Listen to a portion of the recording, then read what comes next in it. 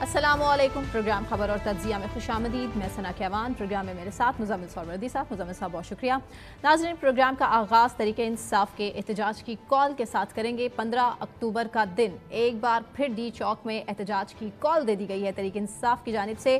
दूसरी जानिब वफाकी हुकूमत बहुत ज़्यादा एक्साइटेड है शंघाई ताउन तंजीम की इस इजलास, इस कॉन्फ्रेंस को लेकर, जिसमें 8 जो ममालिक हैं वो पाकिस्तान में शिरकत के लिए आएंगे। डेलीगेशन यहाँ मौजूद होगा। सिक्योरिटी के इंतजाम हैं वो भी मुकम्मल इस हवाले से कर लिए गए हैं। एहतजाज मुज़म्मिल साहब हो पाएगा या नहीं, एहतजाज कामयाब हो पाएगा या नहीं, ये मैं सवाल कर लेती हूँ आपसे। लेकिन वैसे तो 2 दिन से एहतजाज चल रहा है। कल मुल्तान और साहिवाल था, अल्लाह के फजल से कोई बंदा नहीं निकला। आज डेरा गाजी खान में था, कोई नहीं था।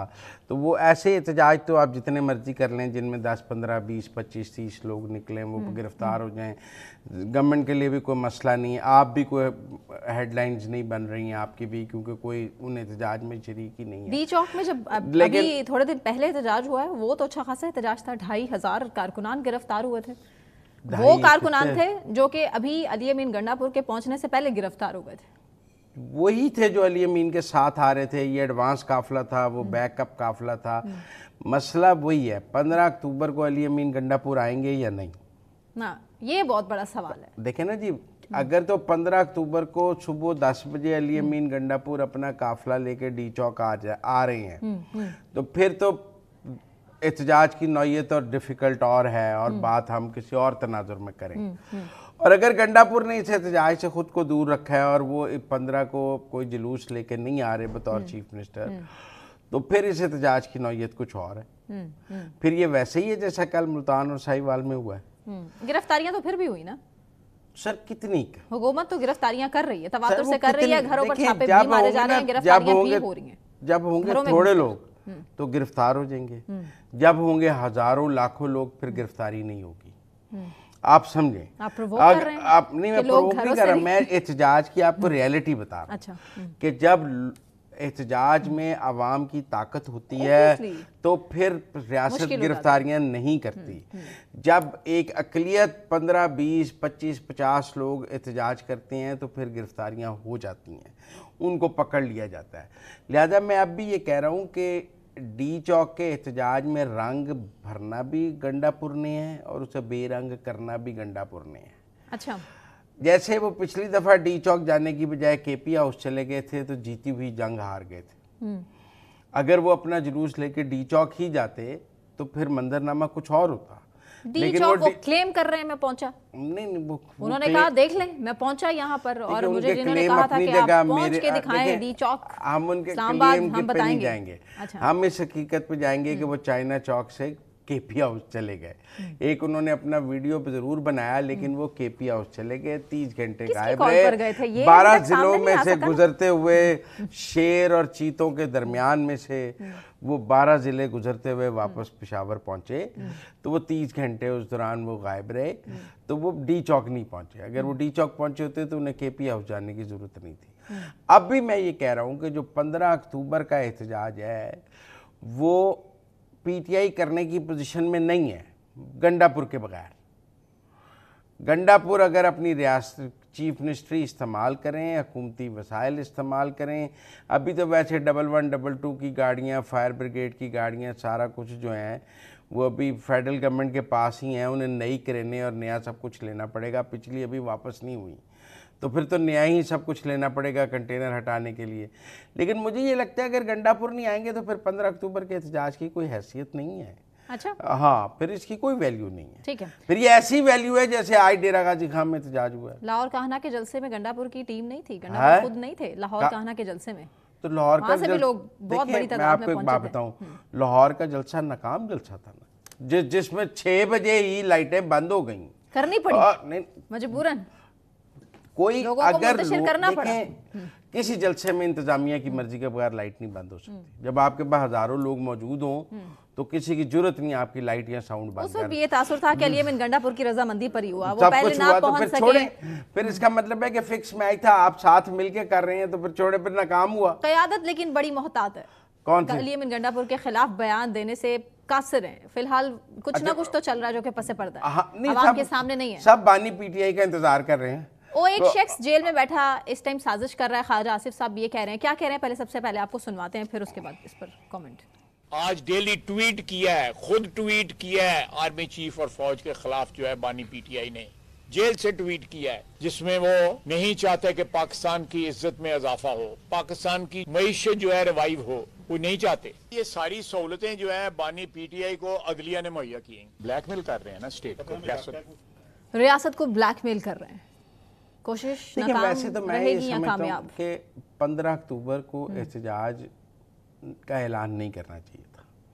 देखिए, एक समिट हो रही है, 9 मुल्कों के सरबराह मुमलिकत हुकूमती सरबराहान आ रहे हैं, एक मूवमेंट है, आपको उस दिन क्यों एहतजाज करना चाहिए? आप 17 को कर लेंगे तो क्या हो जाएगा? मतलब आपने एहतजाज उन 9 सरबराहान मुमलिकत पे के आने पे करना है या पाकिस्तान हुकूमत के ख़िलाफ़ करना है? अगर तो आपको इतराज़ है SCO समिट होने पे, मतलब बहुत सारे ममालिक में, मतलब अगर कहीं इसराइल के प्राइम मिनिस्टर जाएं और वहाँ के लोग एहतजाज करते हैं कि जी हमारे मुल्क में इसराइल के प्राइम मिनिस्टर को नहीं आना चाहिए, वो फ़लस्तीनियों का कातिल है या लबनान पे है, तो लोग एहतजाज करते हैं कि इसराइल के प्राइम मिनिस्टर के आने पर एहतजाज हो रहा है। यकीनन मुझे उम्मीद है PTI चाइनीज़ प्राइम मिनिस्टर के आने पर एहतजाज तो नहीं कर रही, वो रशियन प्राइम मिनिस्टर के आने पे एहतजाज नहीं कर रही। PTI का मौक़िफ़ ये है कि SCO समिट की आड़ में आईनी तरमीम को पास आईनी तरमीम का तो कोई सेशन ही अभी कॉल नहीं है। 17 अक्टूबर से पहले कुछ भी हो सकता है। तो आप 17 को एहतजाज कर, मतलब अगर राबते बानी PTI से हैं, वो भी जो है वो नहीं, मैं ये कह रहा हूँ कि आप ये 15 को एहतजाज करके आप आईनी तरमीम रोक लेंगे? नहीं, मतलब आप समझे, ये वही एहतजाज है जो आप IMF के दफ्तर के बाहर कर रहे थे कि पाकिस्तान को कर्जा ना दें। क्या हासिल हुआ आपको उससे? कर्जा रुक गया? नहीं, आपको बैड नेम हासिल हुआ। आज सारे कहते हैं शराइत हमारे सामने आप नहीं, आज सारे कहते हैं आपने पाकिस्तान का कर्ज रुकवाने की कोशिश की, पाकिस्तान के खिलाफ काम करते हैं आप। यहाँ तो आपके धरना देने के बाद कर्ज रुक जाता ना, हम कहते जी बड़ा उन्होंने असर लिया IMF ने कि आपने धरना दिया तो उन्होंने कर्ज रोक लिया। यहाँ तो आपके मतलब US कांग्रेस से करारदाद हुई, अगले दिन हुकूमत आपको बाहर निकालने पर मजबूर हो जाती। अगर नहीं हुई, मुलाकातें भी बांधने, तो उस करारदाद का क्या फायदा है? तशवीश तो पाई जाती है ना? कोई तशवीश नहीं पाई जाती। मैं समझता हूँ अगर कोई भी तशवीश नहीं, उसके बाद और मुकदमात बनाए, उसके बाद और मुकदमात बनाए, मतलब तशवीश तो नहीं, फिर मतलब फिर वजन तो ना हुआ उस करारदाद का। मैं ये कह रहा हूँ, पाकिस्तान की लड़ाई पाकिस्तान के अंदर लड़नी है, पाकिस्तान की लड़ाई पाकिस्तान से बाहर लड़ने का आपको कोई फायदा नहीं होगा। उससे आपकी आज भी आप जो ये कर रहे हैं 15 अक्टूबर को एहतजाज, ये आप पाकिस्तान की लड़ाई पाकिस्तान से बाहर लड़ने की कोशिश कर रहे हैं, क्योंकि सब कह रहे हैं कि ये PTI ओवरसीज़ करा रही है। इस वक्त PTI पाकिस्तान पर PTI ओवरसीज़ का कब्जा है। ये जो इमरान खान का ट्विटर हैंडल है, क़यादत चूंकि रुपोश है, नहीं, कोई रुपोश नहीं है, सब KP में बड़े आराम से बैठे हैं, कोई रुपोश नहीं, सब KP में बहुत आराम से हुकूमती आशीर्वाद में, सरकारी प्रोटोकॉल में KP गवर्नमेंट के बैठे हैं, सरकारी रेस्ट हाउसेस में बैठे हैं, एंजॉय कर रहे हैं सरकारी प्रोटोकॉल, कोई रुपोश नहीं है, सब KP में मौजूद हैं। बल्कि अब तो फेडरल गवर्नमेंट और पंजाब गवर्नमेंट उन MNAs के लवाहिकीन के इंटरव्यू चला रही है कि हमारा MNA वापस कर दें। वो पिछले 1 महीने से आपने KP में यरगमाल बनाया हुआ, जो कल अपने प्रोग्राम में जो हमने कहा, आज उस्मा बुखारी ने वो सारा चलाया कि आपने तो MNA यरगमाल बना के वहाँ पे KP में बिठाए हुए, तो रिपोर्ट कहाँ है? आप तो मेरा मतलब है एंजॉय कर रहे हैं पहाड़ों पे बैठ के KP में। अच्छा, PTI भी कुछ ज्यादा खुश नहीं है इस एहतजाज को लेके। अली मोहम्मद खान, हालांकि कोई सेंसिबल आदमी भी खुश नहीं है। गुफ्तगू से हमें लगता है कि अगर मजबूरी ना होती तो ना करते, क्योंकि मजबूर उन्हें किया जा रहा है। अली मोहम्मद खान क्या कह रहे हैं, पहले वो सुन लेते हैं। जाती तौर पे अगर पूछें तो हम सब ये कहेंगे कि एहतजाज नहीं होना चाहिए। ये सारे हमारे जो हैं ऑनरेबल मेहमान हैं, और ये सिर्फ हुकूमत के नहीं, अपोजिशन के नहीं, पूरे मुल्क के मेहमान हैं, और ये कामयाबी किसी हुकूमत की नहीं, पूरी मुल्क की होगी। लेकिन अगर आप हमें दीवार से लगा रहे हैं, आज देखिए हमारे पास दूसरा फिर कोई ऑप्शन नहीं रह जाता। दीवार से लगाएंगे तो फिर दूसरा कोई ऑप्शन नहीं रह जाता, क्या करें? क्या दीवार से लगा रहे हैं? राब्ते खत्म कर दिए ना बानी PTI से। वो तो 18 तक है ना। 1 मिनट मेरी बात सुने, नवाज शरीफ की मुलाकातें भी बंद रहती थी, तो वो तो मेरा मतलब है इस तरह नहीं करते थे। कितने आज वो एक माह बंद रहती थी, पर इनको तो पार्टी लीडर्स मिलने की इजाज़त है ना। नवाज शरीफ को पार्टी लीडर्स को मिलने की इजाज़त नहीं थी, सिर्फ फैमिली मिल सकती थी, मरियम, और कोई किसी को मिलने की पाबंदी लगा दी गई थी, और किसी को मिलने की इजाज़त नहीं थी। तो वो उसके नतीजे में उन्होंने क्या पाकिस्तान के खिलाफ काम करना शुरू कर दिया था? नहीं, वो नहीं किया आप मेरी बात समझे ना। उसके नतीजे में उन्होंने क्या IMF के बाहर धरने देने शुरू कर दिए थे, US कांग्रेस से अपीलें करनी शुरू कर दी थी। ओवरसीज और आपको पता नहीं, है उनकी लॉबिंग ज्यादा बेहतर है। लॉबिंग नहीं है। नहीं, पहले आप कहते थे ये गवर्नमेंट अमेरिका के सर पे आई है, कहते थे ना इम्पोर्टेड है, तो फिर अमेरिका में तो इनकी ज्यादा सुनी जाती है ना। अमेरिकी हुकूमत, अच्छा अमेरिकी हुकूमत ज्यादा सुनती है, पर उन्होंने कभी अमेरिकी हुकूमत को इस्तेमाल तो नहीं किया। सुनती है, सीरियस नहीं लेती। नहीं, फिर इस्तेमाल तो नहीं किया। मैं यही कह रहा हूँ कि इसका कोई फायदा नहीं है PTI को, इसका नुकसान है PTI को। और मुझे ये पता है कि PTI पाकिस्तान के जो लीडर हैं उनको ये शिद्दत से एहसास है कि जो बानी PTI का ट्विटर हैंडल जिस तरह यूज़ हो रहा है उससे उनकी सियासत को कोई फ़ायदा नहीं हो रहा। इस तरह के एहतजाजों की कॉल से उनकी सियासत को कोई फ़ायदा नहीं हो रहा। गवर्नमेंट को फुल टॉस मिलती है। आप देखिए आज तलाल चौधरी ने क्या बात की है, उन्होंने कहा है मुरम्मत भी करेंगे। मतलब आप फुल टॉस मरम्मत नहीं करेंगे, मुरम्मत भी करेंगे, ये धमकियां लगा रहे हैं। नहीं, पहले सुन लें तलाल चौधरी साहब क्या कह रहे हैं, फिर बात करते हैं। जी, कॉन्फ्रेंस मुनक्कद होगी, सिक्योरिटी में होगी, पूरी आबोताब के साथ होगी, और हम इस एहतजाज की सिर्फ मजम्मत नहीं करेंगे, मुरम्मत भी होगी। और जितनी मुरम्मत पिछले दिनों से जारी है उतनी तेजी से स्टॉक एक्सचेंज ऊपर जा रही है। ये मुरम्मत और स्टॉक एक्सचेंज और इकोनॉमी का लगता है कोई जोड़ है। जितनी इनकी मुरम्मत की जाती है उतनी महंगाई भी नीचे आ रही है। ये बयान इनके खिलाफ भी जा सकता है। किनके? ये तलाल चौधरी साहब के। क्यों? ये ना तो क्लेम कर दिया जितनी मुरम्मत की जा रही है, मुरम्मत तो हुकूमत ही कर वो रही तो है, प्रूफ दे रहे हैं ना ऑन एयर बैठ के कि की जा रही है मुरम्मत इन लोगों की, PTI वालों की। वो देखें, वो ये तो नहीं कह रहे कि एस्टेब्लिशमेंट करा रही है, मतलब PTI तो आज पूछे ना, क्रेडिट ले रहे हैं, खुद ले रहे हैं। नहीं, लेकिन कल को जब PTI अदालतों में जाके इनके इस बयान को चलाएगी, कैसे डिफेंड करेंगे? PTI से आज आप पूछे ना कि आपने अपने दौर में ये किया, तो वो कहते हैं हम नहीं करते थे, बाजवा साहब करते थे, हम नहीं करते थे, फैज करता था ना। वो कह तो रही है ना कि हम कर रही हैं, वो ये तो नहीं कह रहे कि लेकिन कोई अच्छा ट्रेंड सेट नहीं कर रहे। नहीं, अगर आप SCO कॉन्फ्रेंस वाले दिन करेंगे तो मुरम्मत तो होगी।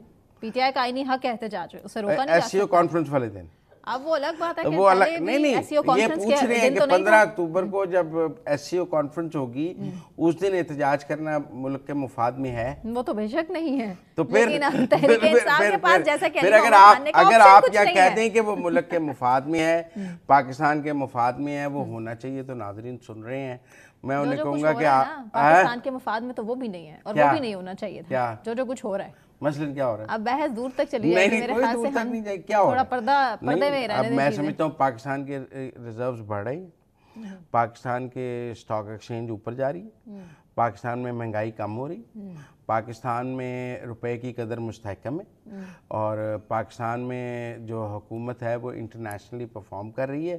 तो अभी सऊदी अरब के लोग आए हैं, $2.2 के इन्वेस्टमेंट के मुआहदे हुए हैं।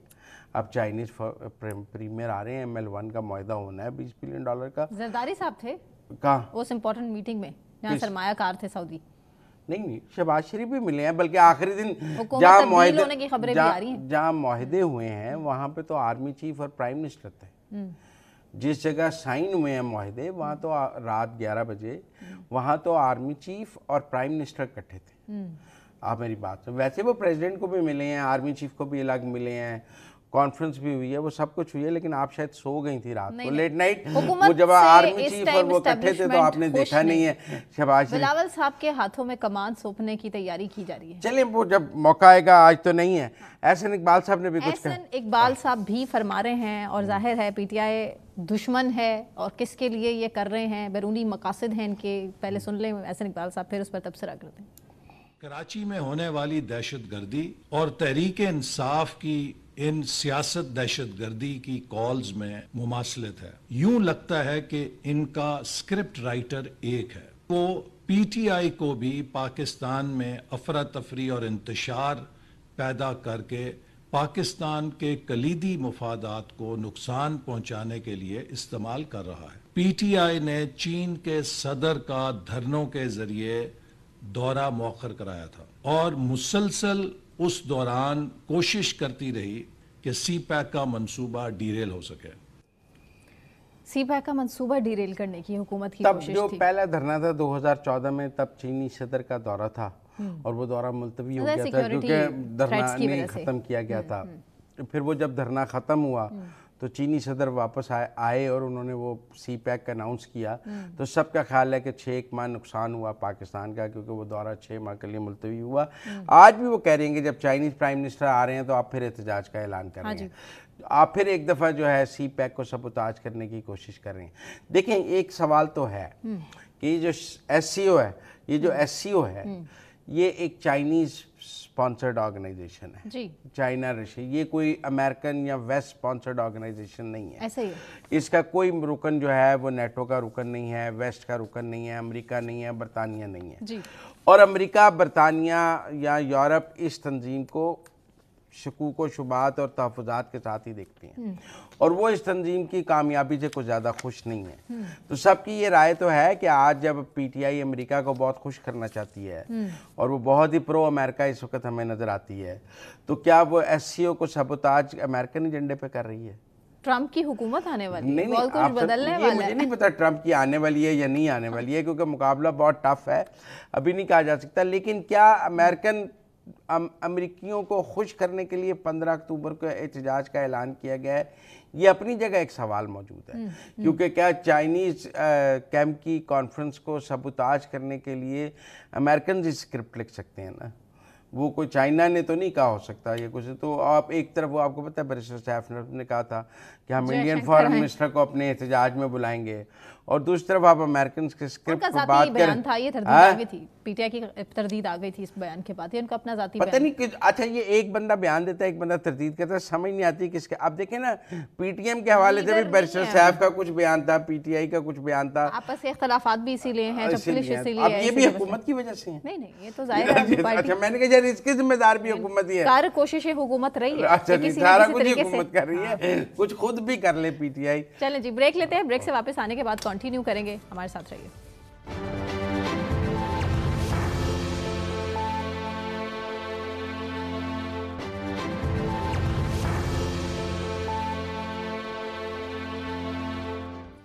वेलकम बैक नाज़रीन, और अब बात कर लेते हैं शंघाई तावन तंजीम के इजलास की, जो कि 15 और 16 अक्टूबर को इस्लामाबाद में होगा। उसके लिए सिक्योरिटी भी हाई अलर्ट है और इस इजलास में 8 ममालिक की आला शख्सियात शिरकत करेंगी। इस पर बात करेंगे मुर्तज़ा सोलंकी साहब, सीनियर सहाफ़ी तज़कियाकार हमारे साथ लाइन पर मौजूद हैं। सोलंकी साहब, thank you so much for joining us. बताइएगा कि सबसे ज़्यादा तो इंटरेस्टिंग चीज़ ये है कि भारत को हमने इन्वाइट किया है, जयशंकर साहब ज़ाहिर है यहाँ पर आएंगे। आपको नहीं लगता है कि एक नाजुक तवाज़ुन पैदा करने का ये अमल है?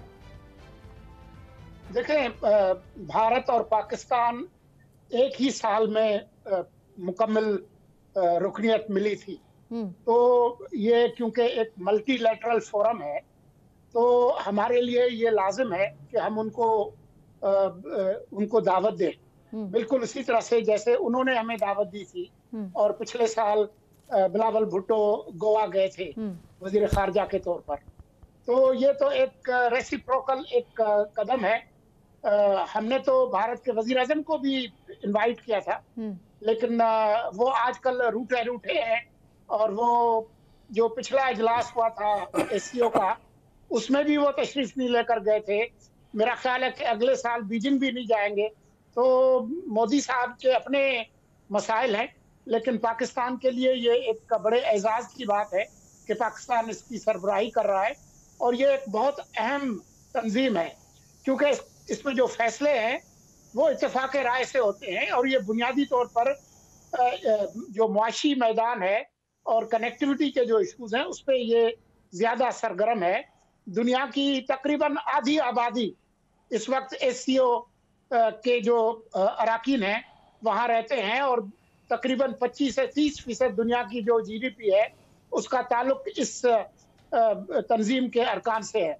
तो ये एक बहुत अहम मेरे ख्याल में इजलास है, और पाकिस्तान के लिए खुशकिस्मती की बात है कि पाकिस्तान इसकी सरबराही कर रहा है। सोलंकी साहब, आप तो गोवा गए थे जब ये SCO का भारत में हुआ था, जब बिलावल साथ गए थे, और ये बहुत उस वक्त था कि जयशंकर ने बिलावल से हाथ नहीं मिलाया और इंडियंस ने कोई ज़्यादा गर्मजोशी नहीं दिखाई। हालांकि आप गोवा की बीचेस से अपनी तस्वीरें अपलोड करते रह रहे थे, तो पाकिस्तान को तो रेसिप्रोकेट ऐसे नहीं करना चाहिए जैसे इंडियंस ने किया था, आपके ख्याल में?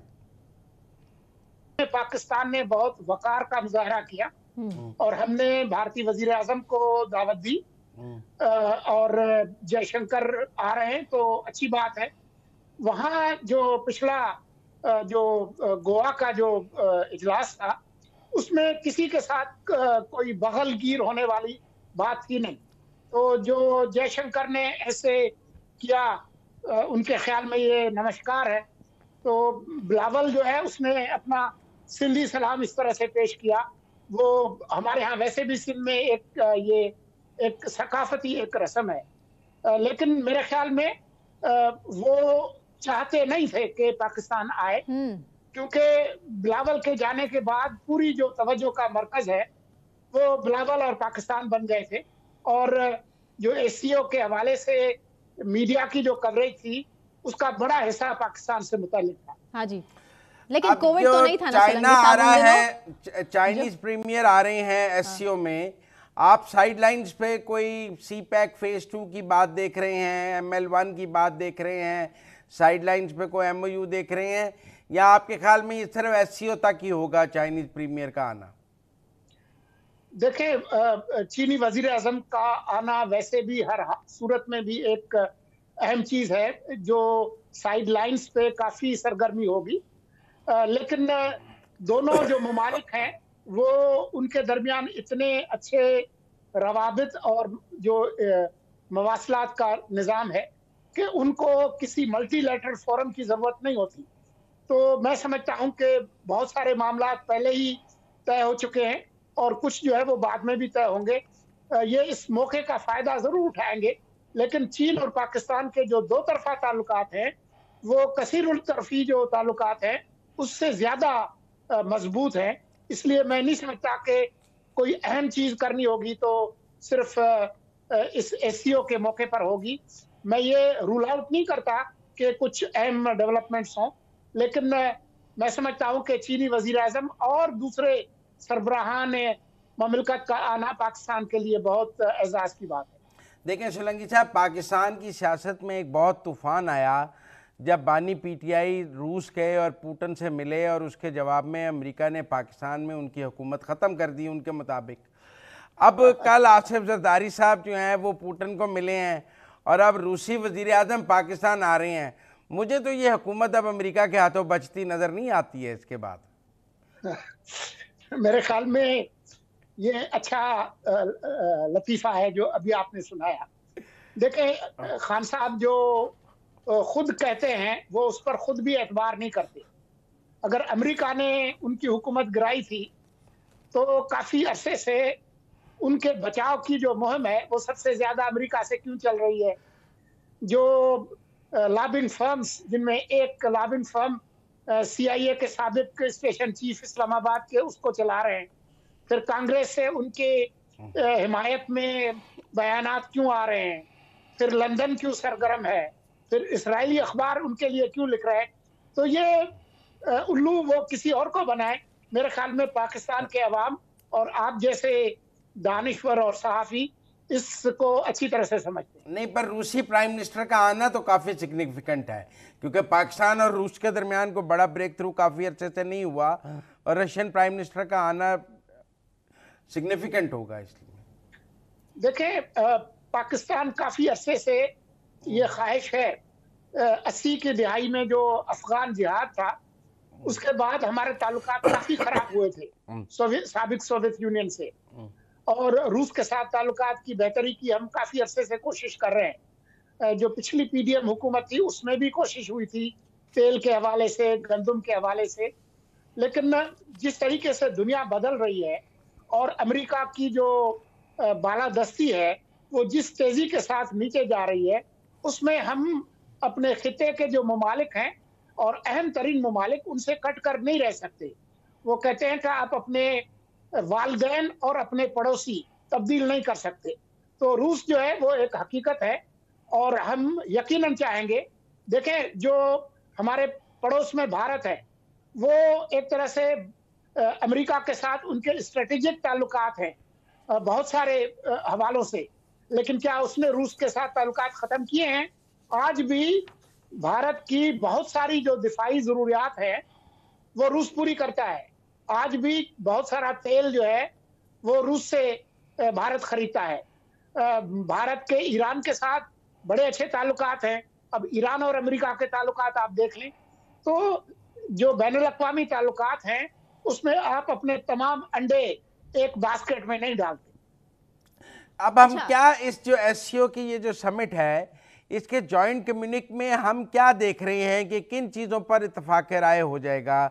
लोग क्लाइमेट चेंज के हवाले से बात कर रहे हैं, फ्री ट्रेड के हवाले से बात कर रहे हैं, या कनेक्टिविटी में क्या हो जाएगा? आपको क्या बड़े ब्रेक थ्रूज नज़र आते हैं जो इस एससीओ समिट से निकल सकते हैं?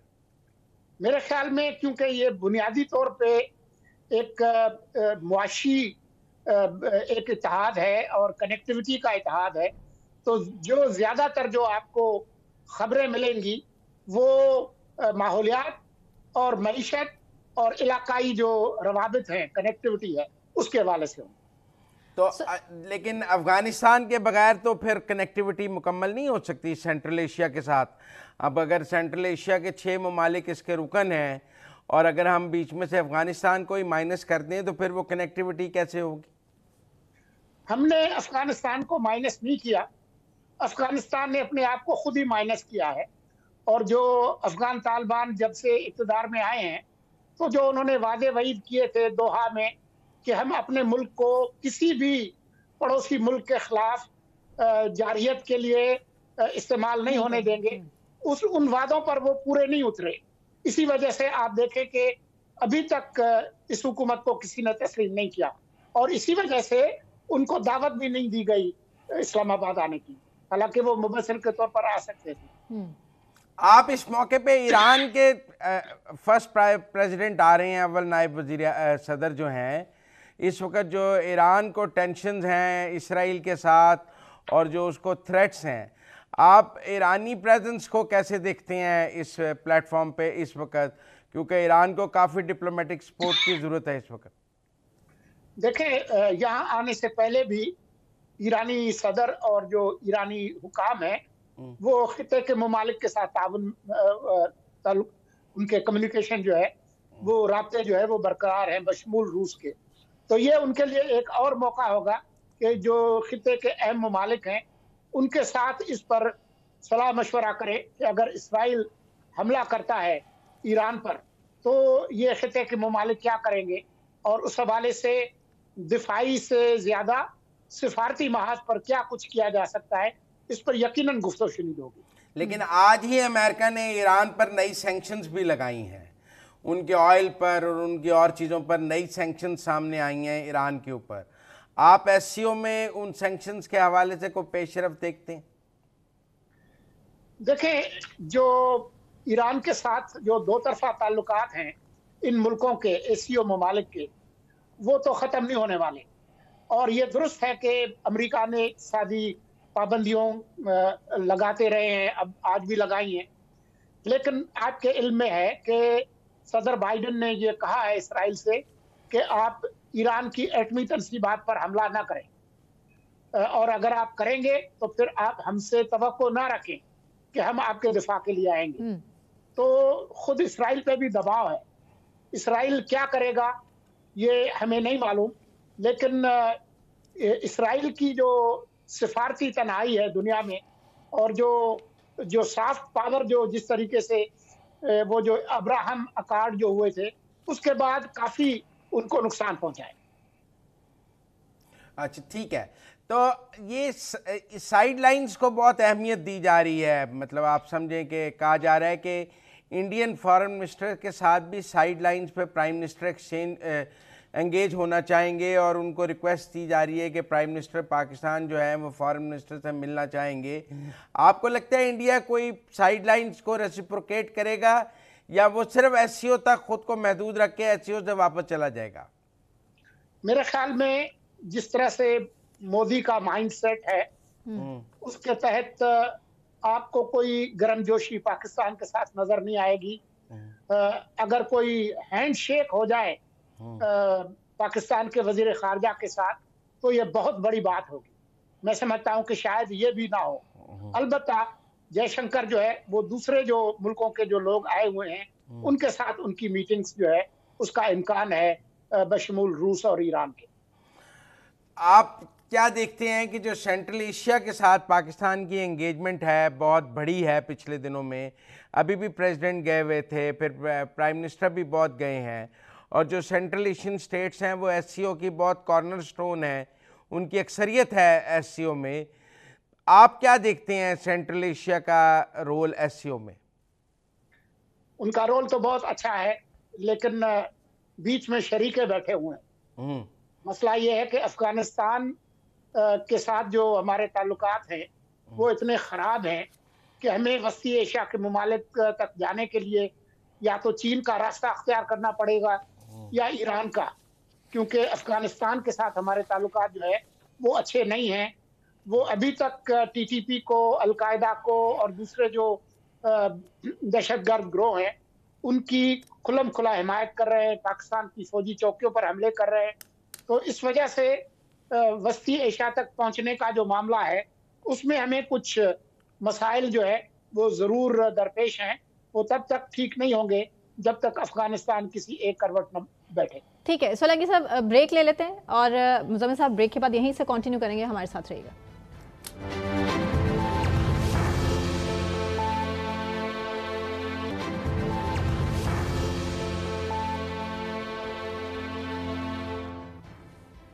वेलकम बैक नाज़रीन, और अब बात आईनी तरमीम के हवाले से कर लेते हैं। गवर्नमेंट बहुत ज़्यादा कॉन्फिडेंट है इस आईनी तरमीम को लेकर और JUI ने भी मुजव्वज़ा ड्राफ्ट खुसूसी कमेटी के इजलास में पेश कर दिया है, लेकिन ऑपोजिशन अभी भी कन्फ्यूजन का शिकार है। देखेंगे और फिर बताएंगे कि करना क्या है। सोलंकी साहब, सबसे पहले मैं आप ही की तरफ आ जाती हूँ, आपको क्या लगता है कि आईनी तरमीम, आप तो देखें पिंडी में रहती हैं, अंदर की खबर आपके पास होगी, आप तो ये आईनी तरमीम का कब तक आप जो नंबर गेम पूरे हो जाएंगे? जी, नंबर गेम में सिर्फ सेनेट के अंदर उनकी जरूरत है मौलाना। अच्छा, वैसे तो मौलाना के बगैर भी अगर झुरलू प्रोग्राम करें तो ये मुमकिन है, लेकिन वो चाहेंगे नहीं। नवाज शरीफ साहब के साथ जो आखिरी मुलाकात हुई थी मौलाना की और जरदारी साहब भी, तो वो उस जो ग्रैंड कंसेंसस है सियासतदानों का, उसको बरकरार रखने के हक में है। तो मैं समझता हूँ कि 17 तारीख को जो मीटिंग रखी गई है SCO इजलास के बाद, वो फैसला कुन साबित होगी और जो अतमाम हुज्जत के लिए मौलाना को PTI को धकेलने का एक मौका चाहिए था, वो उनका जो कल का जो अहमकाना फैसला है 15 तारीख को एहतजाज करने का, उसके बाद वो उनको वो एक रास्ता मिल गया है। तो मैं नहीं समझता कि इसमें कोई बड़ा मसला होगा। ये न समझे कि कोई 50-60 तरामीम होंगी। 2-3 अहम जो तरामीम है उस पर इत्तेफाक है। एक वफाकी आईनी अदालत का है, दूसरा जजेस के तैनाती का मामला है। तो उस पर कोई बड़ा मसला नहीं होगा।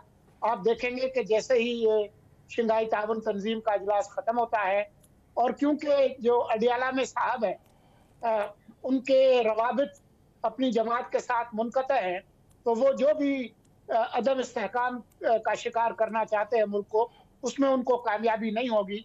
और अभी ये जो उन्होंने कहा भी है ना कि हम 15 को एहतियात करेंगे, वो बुनियादी तौर पर जो इनके अक्सर कायदीन हैं या रूपोश होंगे या अपनी गिरफ्तारी दे देंगे, ताकि खान के सामने भी सुरखरू हो और हुकूमत का काम जो है वो भी चल जाए।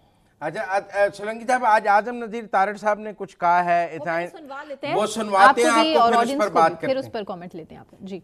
बार ने हमें ये एडवाइस की है कि आप पहले चीफ जस्टिस के लिए पार्लियामेंट्री कमेटी बना दें अपोजिशन और हुकूमत की, और उन्होंने कहा कि आप जब हमारा नुमाइंदा जुडिशल कमीशन में है उसकी इनपुट भी लें।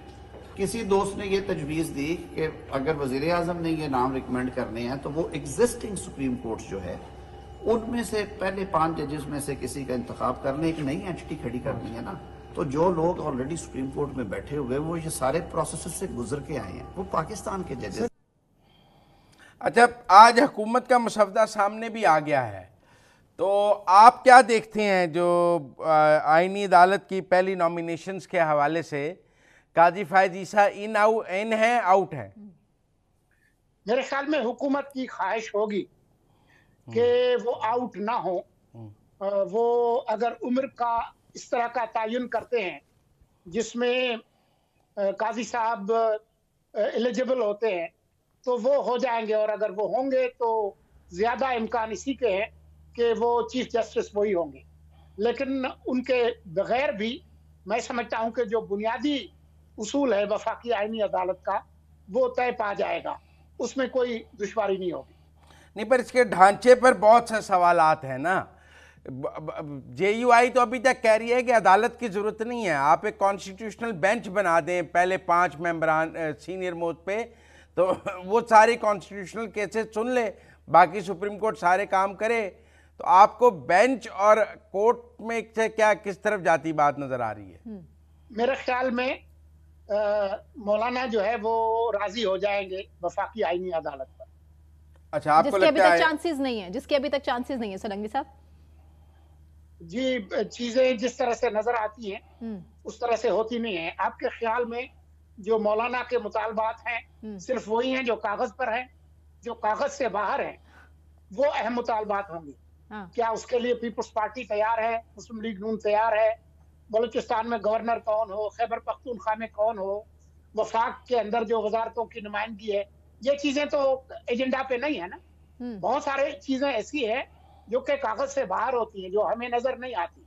तो जब तमाम चीजें जो है ना वो चेस बोर्ड पे जो शतरंज की जो बिसात है उस पे जो मोहरे जहां रखने होते हैं उस पर इत्तेफाक हो जाता है, तो फिर ये चीजें जो है वो कोई अहमियत नहीं रखती। ये प्रोविंशियल हाई कोर्ट्स का मामला आपको कॉन्स्टिट्यूशनल कोर्ट्स का मामला कहाँ तक नजर आता है? क्योंकि एक वफाकी आईनी अदालत की बात तो की जा रही है लेकिन अब सूबाई आईनी अदालतों की बात भी की जा रही है। ये पीपल्स पार्टी का मुतालबा है, क्योंकि सिर्फ वफाकी जो कोर्ट है सुप्रीम कोर्ट वही अदम इस्तेहकाम का शिकार नहीं करती रही हुकूमतों को, मुंतखब हुकूमतों को, बल्कि जो हाई कोर्ट्स हैं वो भी करती रही हैं। वही जो आर्टिकल 199 है और इधर जो है वो 184(3), इनको जिस बेदरीग तरीके से इस्तेमाल किया गया है तो वो उसके लिए एक तहफ़्फ़ुज़ चाहते हैं।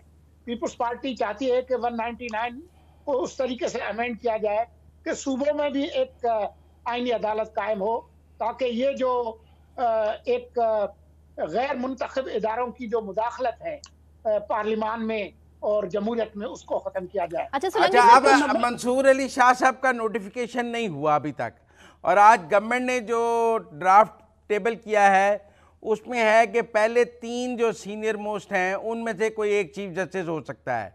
आपको लगता है कि वो नोटिफिकेशन इसीलिए रोका गया है कि 3 का अगर आईनी तरमीम हो गई तो फिर 3 में से कोई एक हो जाएगा? मैं नहीं समझता कि ये कोई इतना अहम मामला है।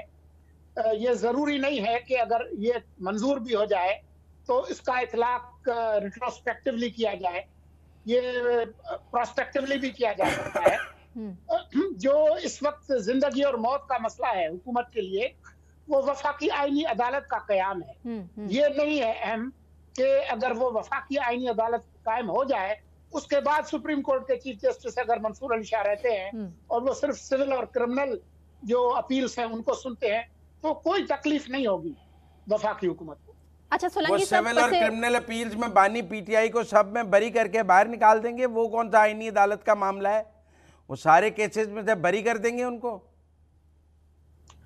ये इससे तय होगा कि जो खान साहब पे जो मुकदमात हैं उनमें कोई आईनी नोयत के मुकदमात भी हो सकते हैं। जो अभी फैसला आया है, अभी जो रिमार्क्स आए हैं चीफ जस्टिस के, खास तौर पर वकला से रिलेटेड जो पिछला जो 95 जो अदम एतमाद की तहरीक के हवाले से 63A में जी जी, तो उसमें उन्होंने अलवी साहब को, स्पीकर को और इमरान खान को एक तरह से आइन की जो खिलाफ वर्जी है उसका मुर्तकब भी करार दिया है। तो ये इतना आसान नहीं होगा कि आप जो है वो खुली छूट दे दें खान साहब को। अच्छा सोलंकी साहब, जहां आईनी तरमीम के लिए मौलाना से एक के बाद एक मोहसिन नकवी साहब की मुलाकात हो रही है, जरदारी साहब की मुलाकात हो रही है, नून लीग भी मुलाकातें कर रही है, और आप जैसा कि खुद फरमा रहे हैं कि पसे पर्दा कुछ मुतालिबात हैं मौलाना की तरफ से भी, वही मुतालिबात पीटीआई के लिए भी हैं, पीटीआई भी उन्हें कन्विंस करने की कोशिश की जा रही है। वो क्या डील्स हैं जो कि मौलाना और पीटीआई के बीच में होने की बात हो रही है, उसकी तरफ जरा इशारा प्लीज। मौलाना पीटीआई को सिर्फ अपनी बार्गेनिंग के लिए इस्तेमाल कर रहे हैं, वरना पीटीआई के पास मौलाना को देने के लिए कुछ नहीं है। अगर खैबर पख्तूनख्वा में कुछ देते हैं तो पीटीआई को नुकसान है, वो कुछ भी देने के पोजीशन में नहीं है। इसलिए नॉट इवन इन फ्यूचर। देखें, मुस्तकबिल किसी ने नहीं देखा। सियासत जो है वो इतनी लंबी मनसूबाबंदी के तहत नहीं होती। सियासत में जो डे टू डे जो मसाइल हैं उसकी ज्यादा अहमियत होती है। अहम बात यह है कि मौलाना जो कि एक बहुत अच्छे अमलियत पसंद सियासतदान है, उनको अगर कुछ मिल सकता है तो वो सिर्फ जरदारी और शरीफ से मिल सकता है।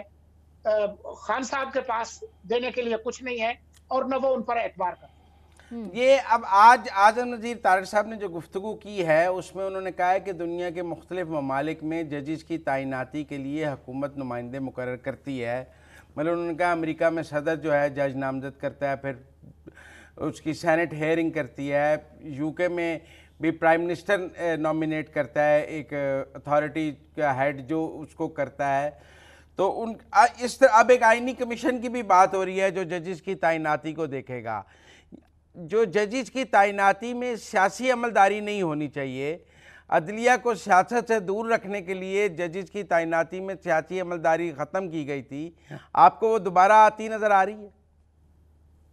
जो चीज मुझे नजर आती है वो ये है कि जो पार्लिमान की बालादस्ती है उस पर कोई समझौता नहीं होगा। जो हमारे आइन में जो ट्राइकॉटमी ऑफ पावर्स है, अदलिया, इंतजामिया और मुकन्ना को जिस तरीके से अलग किया गया है उसको बरकरार रखा जाएगा, लेकिन ये तरीका नहीं चलेगा जिस तरीके से इफ्तिखार चौधरी ने पार्लिमान की कनपट्टी पर बंदूक रख के 18वीं तरमीम को मनसूख करा के 19वीं तरमीम कराई थी, जिसके नतीजे में जज साहबान खुद ही जो है वो अपने आप को अपॉइंट करते हैं।